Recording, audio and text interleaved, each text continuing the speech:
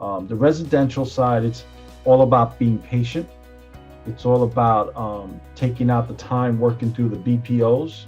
It's all about taking out the time and trying to educate most of the time the asset manager from the bank, because most of these asset managers, are out somewhere in the Midwest making 30, maybe $35,000 a year, sometimes a little higher, and they're going according to comps, but those comps are not reflective of the condition of the home or the condo or the townhome that you're trying to purchase, right? Yeah.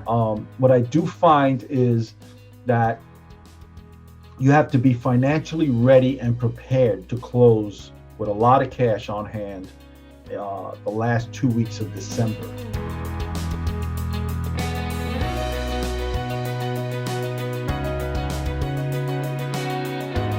All right, guys, welcome again to another amazing episode. Today we have Daniel Borrero. He is a Puerto Rican real estate investor.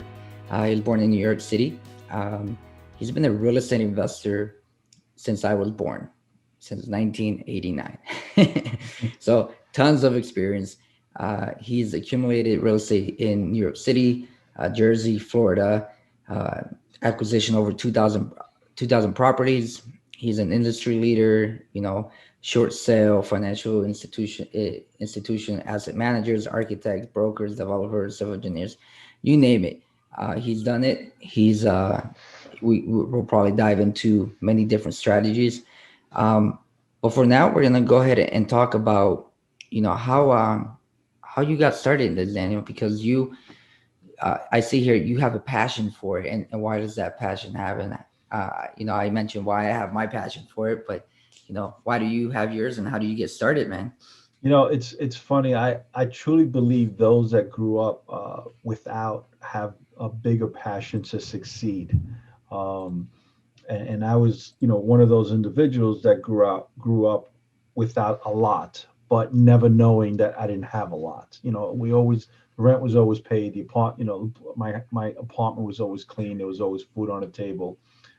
So did I know I didn't have a lot? No. But when I realized I didn't have a lot was whenever we left the barrio, right, the neighborhood, Mhm. and then that's when we realized how little we had, right? Um, so I remember sitting one day and watching. We had a black and white TV, and we lived in Fort Greene, Brooklyn, across the street from the projects. And I saw there was I don't remember the name of the show, but it was a white picket fence with a nice big white house, and the wife comes out and hands her husband his briefcase and his coffee mug, and he puts on his sombrero and he's ready to go out to work, and it's a big shaggy dog, and I remember saying to my mother, I said, "Ma, does people actually live like that?" And she said to me, "Yeah, you will one day." And that was the inspiration from that point. My mother probably doesn't even remember her telling me that. But that was the inspiration, if that tells you, if that gives you any idea. Yeah, no, no, that's. Yeah, I mean, I think we all, like you said, those of us who come from those neighborhoods feel that way, right? And then you leave and you figure out, oh my God, why does everyone else have so much Right. and you don't, right? Yeah, and you realize how different life is, right? So I remember when I went away to college, um, and I used to take out $50 a week from my bank account. I had to walk 2 miles to get to that bank. It was a small college, upstate New York, and and I'm walking to the bank that first week, and somebody says to me as I'm passing by, hello. So I immediately got my Brooklyn in me, and confronted him like, "What do you mean, hello? Do I look like some bitch to you or something? You don't talk to me like that." Like, because right away back home, anybody says hello, the next thing they're asking you for is to see what time so they could cold cock you and take your money, right? So it was Or you it owe was a, it money. was a huge adjustment. Yeah, It was a huge adjustment um, to actually being treated with some yeah, decency and say, someone just saying out of normality, hello, yeah, yeah, yeah. That's hilarious. That's the northeastern in you, because That's right. Yeah, yeah. I went to go live in California after living in Jersey all my life, and the landlord in our neighborhood was waving at us coming in, and my roommate was from Jersey too, and we look at each other and we're like, "Hey, man, did we pay the rent? Did we, do we owe her something? Why is she Yeah, waving at us, right? right. Like, why she be so nice? What's she Yeah, up exactly. to?" you know, You realize that once you have to get out of that ecosystem you're in to then realize what life really is, what is available to you if you're just willing to yeah. put in the effort, the time, and the work. Okay. No, I completely agree. So, what was your first, I guess, dip into real estate? What did you first do?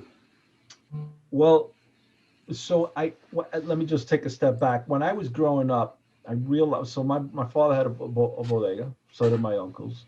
And that's where my cousins and I grew up, literally in the bodega, right? Working alongside, our fathers.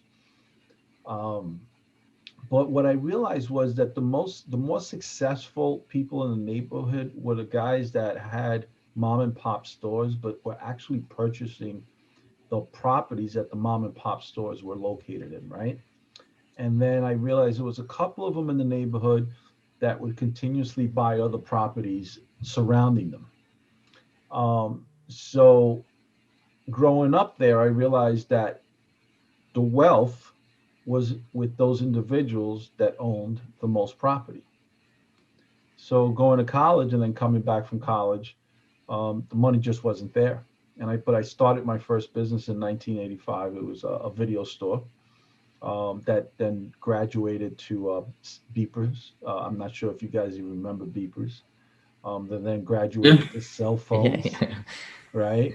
Oh, the Um, beepers. Yeah. yeah, Yeah. we had over 130,000 subscribers. I mean, we were rocking and rolling. We also had ATM machines, and we had laundromats. As business progressed, we kept buying, right? But what we always made sure we bought the building that wherever we owned the business, so we controlled our own destiny as storekeepers as well. But Um, how do you know to buy the building and not just the business? Primarily, well, I never bought the business. I've never ever bought a Oh, business, okay. with the exception of one time that I bought the laundromat from the business owner that was in a building I owned. Okay. But the first property I bought was a two-family building in 1989 that till this day I still own. It's in Fort Greene, Brooklyn. It's a pre-war construction building. And what had happened was I was walking up the corner to go to the hardware store to buy a doorknob, and I see a for sale sign on the building. I call him up, and his name is Steven Sirota, and he said to me, "You could get it if we could sell it if the tenants let us in." And I said, "Oh, they're not letting you in?" He says, "No."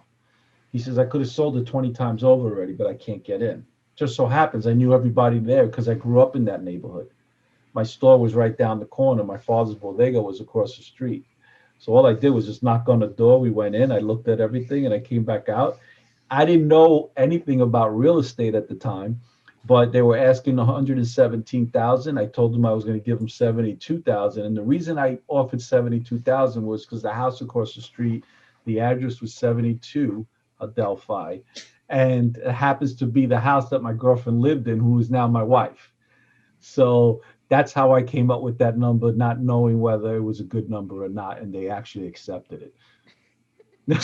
That's Wow. Yeah, hilarious, man. yeah. So it was So a, was it a good offer though? Was it? I suspect it was probably a little below the market. The market was probably around 90. Oh, Um, okay.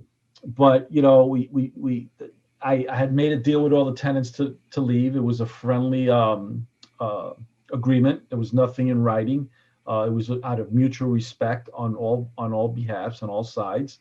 And when they left, we fixed it up to the best that we knew how to fix it up back then. We would do it literally every night after we would close our business. So we would go to work at 10 o'clock at night until about 2 in the morning. Um, and then we refinanced it after we got it rented, and that's we were doing the burst system when we didn't even know there was a name for it. A bird. Yeah. Yeah. Yeah, um, you're and, you're and the second person that we heard say that to us, where they've been doing it so long that they're like, been doing Burr before Burr was even coined. Yeah, exactly. Yeah. So and then with that I said, man, this is actually not that difficult. And then we bought our second property and we just kept moving. And that's how we basically we learned as we went. Is because we didn't have the internet. There was no YouTube channel, there were no podcasts, there Yeah. were no blogs. And everybody that was in the business was holding the information close to their chests. They weren't really sharing it as we do today. So it was pretty much learn as you go. Yeah. There was a call sheets. You guys are way too young for that, but if you look him up, he was the man on the infomercials late at night. He would sell you the cassette tapes, uh, and you get some books, and that's how you pretty much knew it. You would You know Did find you out. use the that? Did you use those courses, or do I you? didn't because I never really believed in any of those guys, yeah. because a lot of them, there was another guy who would sit there, he'd be on his in his big yacht with these beautiful women or sitting in front of a big Cadillac, and all this could be yours too, right? But you got to Yeah, pay me. Yeah, I never went for that hype. No. got it. I remember seeing and he's still big, Graciosi. Not sure. He's with who's the motivational speaker that everyone loves, tall guy. He does a lot of Tony Robbins. Tony Robbins. He's with Tony him. Robbins, yes, But Tony Robbins. he has a guy that he's doing like a lot of marketing with right now. Gradiosi, I'm not familiar with him now. forget, I'm but he very was on familiar tons with of Tony Robbins though. infomercials, and I remember seeing him, and I always thought he was just a sleazebag man, Yeah. and he's still going now. So I just don't get it, you Yeah. know.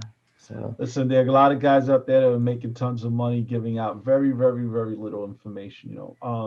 I or do a wrong I do a information. free mentorship class session every week on Wednesday nights, and I can't tell you how many times people are telling me, "Wow, like are you ever going to monetize this?" And my argument is, I don't have to. I'm doing it because I enjoy to do it. Yeah, I actually get extreme enjoyment out of watching the people who attend the session, achieve their goals. They're buying their first, second, third unit property. It's a lot of gratification. Do I you hear do you, one? man. Do you do one-on-one or just Wednesdays? There's just not time for that, right? Because Yeah. then I would actually have to start monetizing Yep. it, right? To Exactly. to Yeah. justify the time. And that's what people don't understand. It's like when they start, when you start spending, 1 hour, 2 hours with just one person, you need to, because it's your time and your time is valuable. Right. So yeah, no, I know where you're going with that. Yeah, so we do the every on Sunday nights I do on Instagram live for 1 hour with a really good YouTuber influencer, Chris Haskins. And then I also he's got over like 74,000 followers subscribers right now. Um, and I love that mesh with he and I is because he's a new investor. He's been in the business about 11 years, right? And he comes in with all these new ideas similar to you guys. I love talking to guys in your age bracket because you guys are coming in with so many new ideas, and the way you guys embrace the new technology, it's just fascinating. I wish I could live to be 150 years old just to see how the whole entire industry is being turned upside down with this new energy that's coming in. Yeah, I mean, I love it. I love it. Do you think yeah. it's easier? Do you think it's easier now or before? Oh, it's so much easier now. Yeah. Yeah. I mean, look, I tell everybody if this is the business you want to be in and you're not successful at it, it's because you Yeah, choose not to be successful. yeah. Because the resources are there. It's just now a matter of you staying the course and doing the Put work. putting in the work. Yeah, I hear Yeah. you, man. And I tell everyone it's all about exposure, right? And I think now our generation is more exposed. And if you're not, I think it's because you probably are in the neighborhood that you're not rubbing shoulders with the right people, or you're just not paying attention, right? One of the two. But I think it's really important that people understand real estate is really a way to make it big, man, make it into a different level. And I think the biggest exchange of wealth is coming pretty soon. And I think those of us who are in this generation and are ready for it will take advantage of that. And those that won't, don't know about it, won't because I mean the baby boomers are getting out, right? There's so many generations that are the money's got to go somewhere, right? The assets have to move. So yeah, Colin Powell, I'm sure you know who he is. Hmm. Colin Powell is somebody I have a lot of admiration for. And I was one night changing channels. He was on Charlie Rose. Charlie Rose is no longer on, but he was promoting one of his books, and Charlie Rose asked him about a particular chapter in his book, and it was because he comes from a lower end part of New York City, but his parents never wanted to leave, although he tried to get them out when he became successful. They were comfortable where they're at, and every time he'd go home, and he was in his 40s, and this happened to be when I was about 42 years old, and he said, you know, every time he went home, he used to get angry when he would see his old friends in the neighborhood, and they would tell him how lucky he was, right? And he used to get angry about it, and that used to happen to me because a lot of my investment properties are in the same neighborhood that I grew up in. Um, and it's gone through some serious regentification. And as a result of that, we've increased our equity dramatically, to Yeah, say the least. But you know, he said he stopped getting angry when he realized that that's what they needed to say to him to justify that they for the time that they never put in to be as successful as he did. So when they had new cars, he was still taking public transportation. When they had new clothes and new shoes, he was still wearing hand me down clothes. When they were hanging out and working 40-hour weeks, he was working 40-hour weeks plus going to night school to get his education to achieve his success. So you know that's when I stopped actually getting angry yeah, at those same individuals, my friend, well, what used to be my friends, because I stopped getting angry at them because I knew then that's what they needed to say to me to make themselves feel better. So, like I said earlier, the resources are here. You don't really have to spend money on it. yeah, It's all for free if you're willing to put in the time and the work. yeah, absolutely. And I think one of I think now we've actually gone the other spectrum of there's actually too much information out there, and people Yeah, don't know how to filter what they want. I mean, shiny object syndrome, or just so much information that they don't even know how to filter through it, right? So what it's I kind of try to hard. tell people is the guys that are selling the lifestyle, those are the ones you shouldn't be following. The guys that are actually doing it are the ones that you should be following. Yeah, I hear you. I hear you. So tell us a little bit. So you bought these first investment properties in your neighborhood, and then from there, where did you jump to? Did you do, multifamily? Did you do apartment So like the buildings? third was it? Yeah, the third property we bought was in Park Slope, Brooklyn. It was on the outskirts of what was really nice, right? It was like Sixth Avenue up to Prospect Park was really nice, and below Fifth Avenue was the area where like nobody wanted to go to, right? But the Yeah. price difference was about $200,000 to $300,000, anywhere between. I shouldn't say that, between 100 to 200,000 back then, just one block difference in New York, right? Mhm. So we bought a two-family with two storefronts that is currently today four families with two storefronts. Bought that in 1990. Um, that building almost put me in bankruptcy, guys. I didn't know Oh, anything. yeah. Everything, everything that you hear today not to do, I did it. Yeah. I did everything the wrong way. I got ripped off by my contractors. I got ripped off by my mortgage brokers. My first mortgage on that property was 18% from Greenpoint Savings Bank, and I paid 6 points. 6 points. That's right. Um, Was that normal back then? I mean, I don't Believe know it or because not, yes, we were coming out of the okay. recession. A lot of the banks were the only real game in town was Greenpoint Savings, and then they would always appraise the property within that 10% parameter that they have that they could go down. So then you'd have to come up with more money. So I'd have to come up with 35% to buy that property. And I got to be honest with you, I almost lost my shirt and the property on that. And but we stuck through it, right? I literally sold both of my cars. I was living on credit cards. It was a horrible time. Um, but that building now is worth about $6.5 million. Nice, Yeah. nice. And it, and because you invest in New York, so has there always been some sort of rent control, and how do you navigate So that? I don't ever purchase anything that's rent stabilized or rent control. Now, that's not to say that the guys that do don't make money, because I know a lot of those guys that do. They Yeah, have the patience, they have the fortitude, um, they have the process and procedures in place to make it work for them. I personally don't do it because I don't. I hate having to answer to any type of governmental agency or ask permission to do anything yeah, property. So that's not something that I do. I love mixed use properties where you have commercial on the ground floor, apartments on top, because they kind of offset each other. I love the commercial side of the business because if it's just a one story or two-story property where they literally pay for the roof, they pay for the parking area, there's common charges, right? So it's a triple net lease. I love that aspect of the commercial side. However, commercial side, I'm sure you know, is extremely difficult right now. you know, one of the things you just mentioned is, we were talking about rent control, but I'm curious too is, with how New York is in general, how do you navigate through that piece of, hey, you know, how do you make it work in New York? Because everything's so pricey right now. Cap rates are low. Yeah, so New York is We're an all, animal by itself and I yeah, haven't really been buying in New York. I'm waiting for the opportunities that I suspect are going to be coming up around second quarter of this year as a yeah, result of the courts being closed. You know, New York is it's funny. The government tells you you can't evict anyone for non-payment.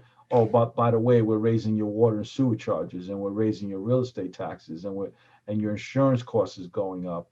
Oh, and another thing is they're telling you they want to raise the minimum wage. So everything's being raised to the landlord, but the landlords can't kick out non-performing tenants, right? yeah, yeah. Sure. Neither can you raise rents, neither can you charge late fees at this point You in can't do time, anything. right? So it's extremely difficult.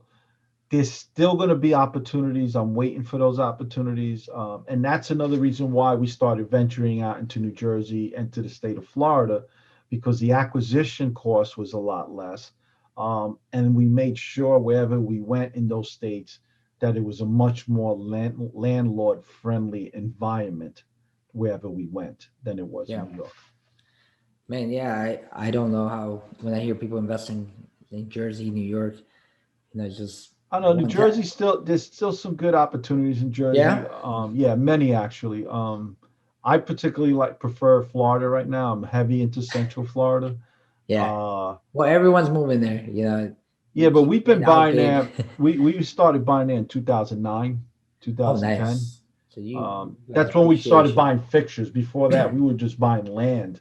We were buying land from 1995 until 2006. Wow, that's crazy. Yeah. So, let me ask you, because you got some particular expertise specifically in short sales.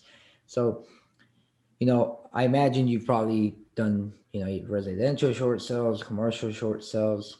Is there a difference between one and the other? And then could you describe a little bit about that process and how you go about So on the negotiating that with commercial the side, bank? it's commercial side. It's extremely much more difficult.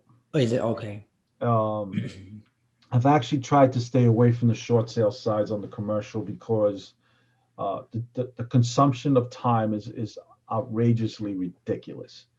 Um, I could turn over 6 to 12 residential short sales before I could do one commercial. Mm. Um, so having said that, I have a much more experience on the residential side than I do the commercial side. The residential side, it's all about being patient. It's all about taking out the time working through the BPOs. It's all about taking out the time and trying to educate most of the time the asset manager from the bank, because most of these asset managers, are out somewhere in the Midwest making 30, maybe $35,000 a year, sometimes a little higher, and they're going according to comps, but those comps are not reflective of the condition of the home or the condo or the townhome that you're trying to purchase, right? Yeah. What I do find is that you have to be financially ready and prepared to close with a lot of cash on hand the last 2 weeks of December, because those asset managers still have to justify the numbers to their bosses, right? So, a lot of times they'll say after negotiating the deal for 6, 7, 8, 9 months, you know what, I'll take that number, but you got to close it by December 20th. Not a problem. So come December 31st, I have 30, 40 properties now that I don't even have time to get to. And Yeah. I'm rushing my guys on every job to get to it, but I'm already preparing them a month to 2 months before because I know this is going to happen. And the reason they want that, just want to make sure we're clear on this, is because they want it off their balance sheet, That's right. correct? Right. And Okay. they have to justify the time or that year to their bosses.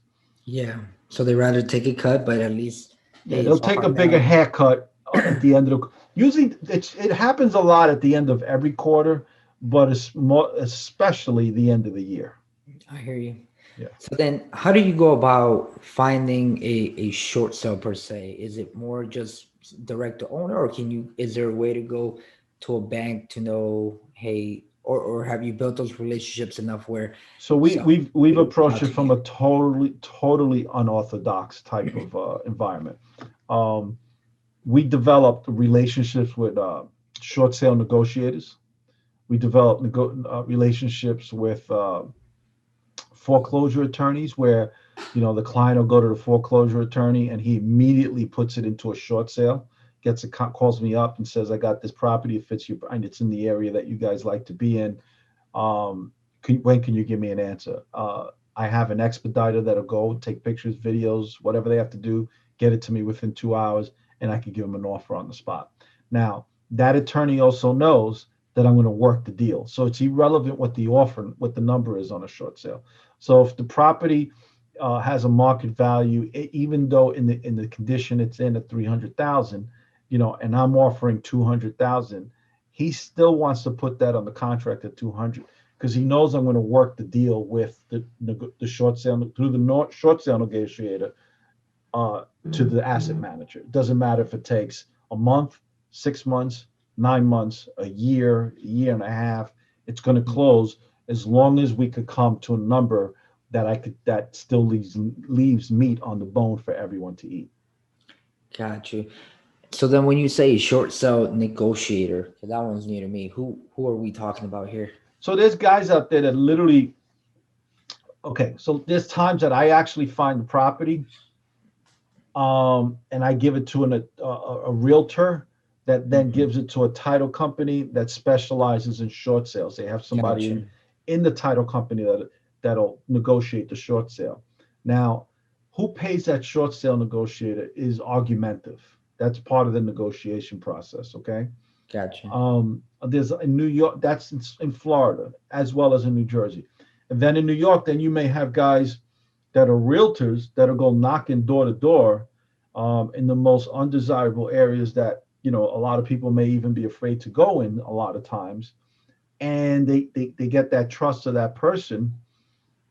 They they decide they hire them to be not only the realtor but the short sale negotiator. Gotcha. Now, at that point, I'm no longer paying for it. The bank is paying for it. However, Mm. at the end of the day, I'm still paying for it if I'm buying it because remember, the bank is To get looking you at out its of con. total numbers, and this is Yeah. the number they need to walk away with even after expenses. Yeah. So at the end of the day, you're still paying. Yeah, they pass the buck to you, no matter That's right. what. The That's bank right. always wins. That's Yeah, right. and that's how monopoly works. But so that's very interesting. So you normally try to find out whoever runs the short sale process at a company, whether it's title, foreclosure, you Whether it's a name it. title, whether it's a Yeah, foreclosure attorney, you know, when you're in the business as long as we are, you'd be yeah. surprised. I get calls every day. I don't even.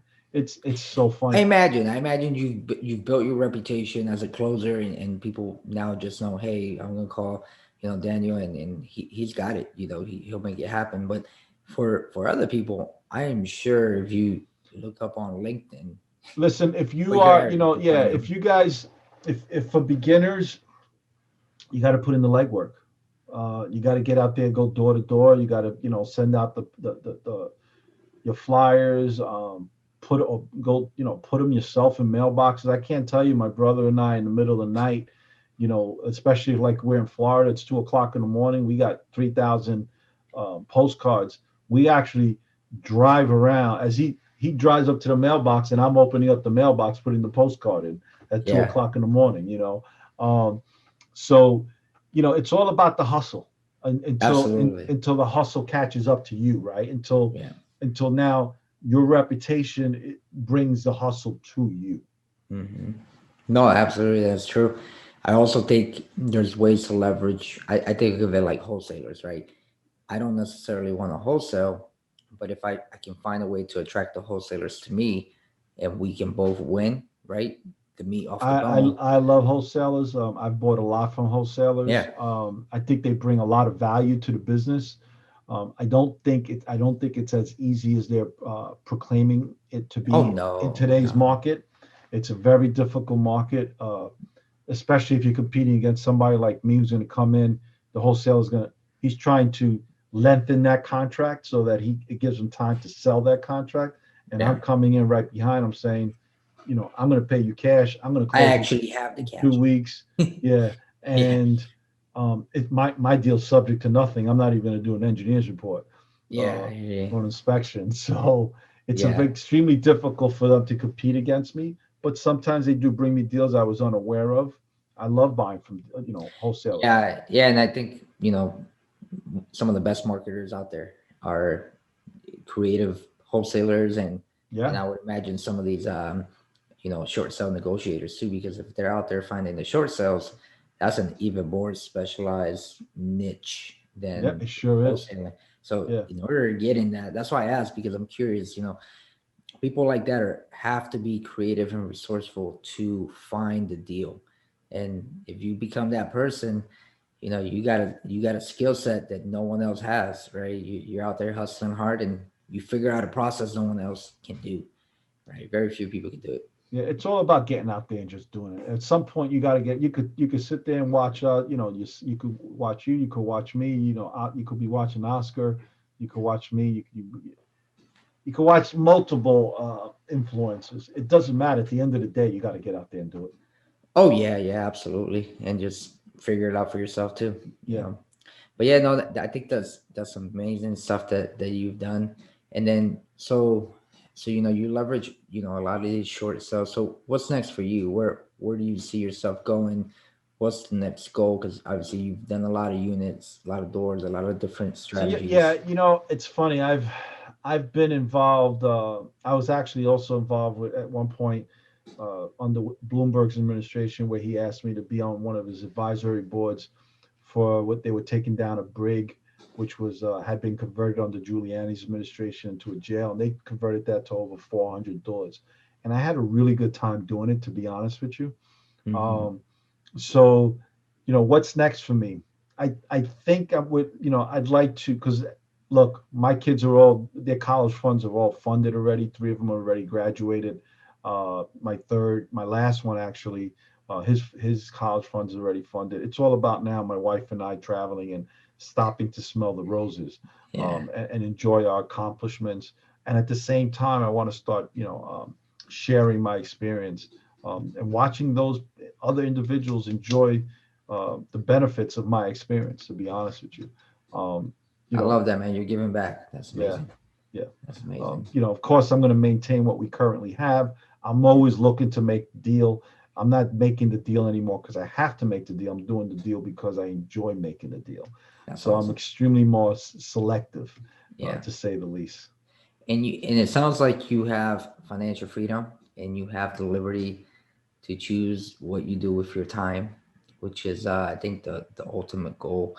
Um, I think I think your generation has a lot more patience than mine. If you could give any advice to my generation, as far as like, hey, you know, this isn't a get rich quick scheme. Like, what would you say to them? Like, If you're going to get into this business to become wealthy quickly, don't do it. It's not going to happen. Um, Trust and verify everything and everyone.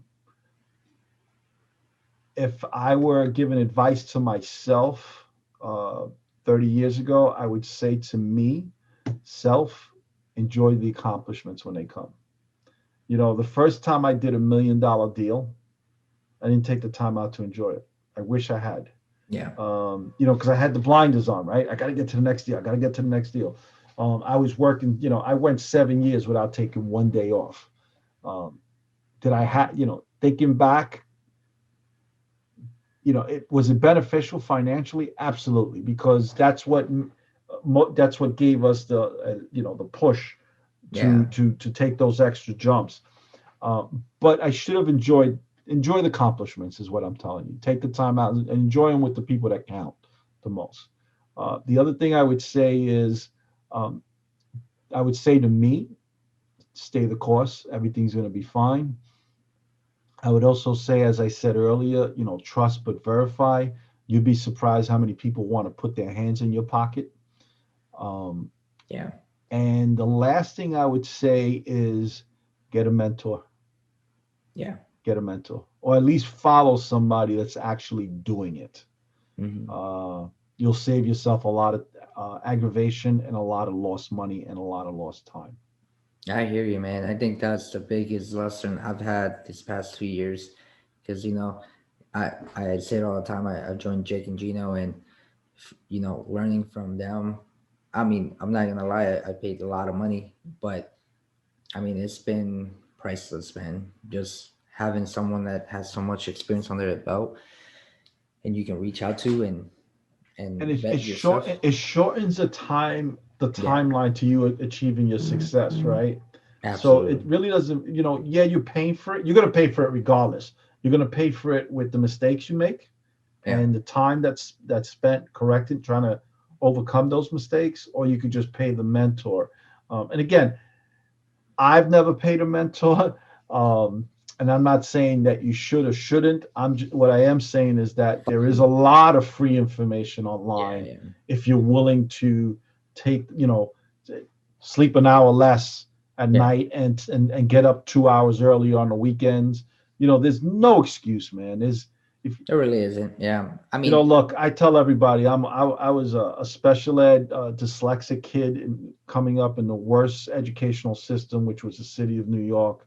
Um, there was absolutely no reason why I should have achieved any success. If you look at what people should have looked like to expect success, and I achieved it with the sole, because I had parents that encouraged me, I had a wife that stood by me, and at the end of the day, I had a burning desire. So we live in a country that doesn't stop you from being whoever you want to be as long as you're willing to put in the work. God damn, man, you're about to make me cry.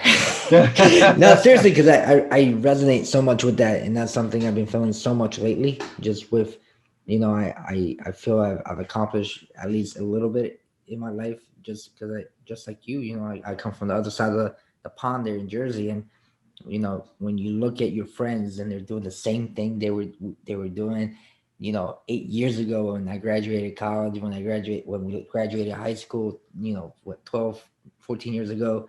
It's ridiculous. It's just it just shows you the level of growth versus other people, and not to say. What you're gonna realize, Oscar, and I tell people this all the time, is that those individuals you're gonna find are no longer your friends. Yeah, You don't want to be okay. And I hate to say this without sounding arrogant. You don't want to walk in a room and be the most successful or the smartest person in that room. yeah, absolutely, because then you're not And growing. if you are the most successful in that room among those group of friends, you need to go find yourself another group of friends. I hear you, Uh, man. I hear you. yes, because they otherwise you're just gonna um, Snoop Dogg. Doesn't matter whether you like him or you don't. He's got this video. Everybody here should watch. It's called "Closing the Gap." And what he was talking about was that when he was going up, he felt guilty, and he tried to reach back down to bring everybody up with him. And what he found himself was that he kept going down, down, down. That he almost didn't make it back up in his career. He had to reinvent himself to come back up because he went down so far that he couldn't come back up. So Yeah, now he tells people who need help when they're down here that he knows, you got to close the gap and come up to me. Try coming up to me, and then I'll reach down and grab you. exactly. Yeah. Yeah, I love that, man. I love that. And like I said, like that was very very deep because I would hope to get to a point where I'm so financially free where I can give back in a way that Listen, you it's not even about giving back with money, man. It's all about giving back with your knowledge, right? You know, exactly. Yeah, talk. yeah. You know, if someone comes to me and asks me a question, I'm going to talk to them. Now, if you come to me, 6 months from now and ask me another question, but you did absolutely nothing with with the With what time you I gave spent me, with you the yeah. first time, don't ask me because now I could give that time to someone else that's actually going to do something with it. I hear you, man. I Yeah. hear you. Well, brother, thank you so much for coming on. Yeah, can you go ahead and tell the audience where they can find you, how they can reach you, and Yeah. anything you wanna, promote, whether it's your group, Listen, right? yeah, we do a free mentorship every Wednesday night at 6 p.m. All you have to do is sign up at usalandventures.com, or you could actually just type in my my other website, which is Daniel Borrero Jr. Jr. at gmail.com, and it'll take you right to my website, and you could just sign up at any given time. I launched a YouTube channel where Yeah, we that's awesome. started putting on our golden nuggets. I try to keep my golden nuggets when I'm on a job site, or if I'm having a dilemma. I try to really give the truth, the good, the bad, and the ugly about the business.